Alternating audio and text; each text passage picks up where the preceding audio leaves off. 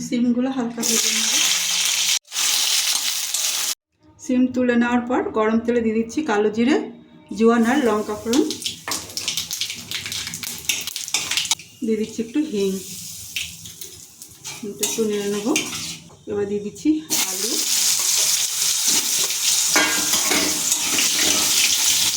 সঙ্গে দিয়ে দিচ্ছি কাঁচা টমেটো।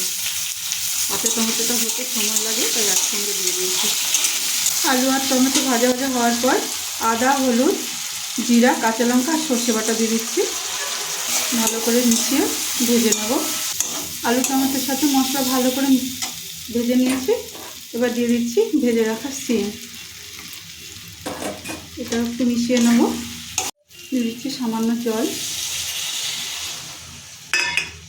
কিছু মটর দিয়ে দিচ্ছি আর কিছু ধনে পাতা ডাঁটি, এগুলো দিয়ে মিশিয়ে নিয়ে আমি ঢাকা দিয়ে কিছুক্ষণ কুক করব।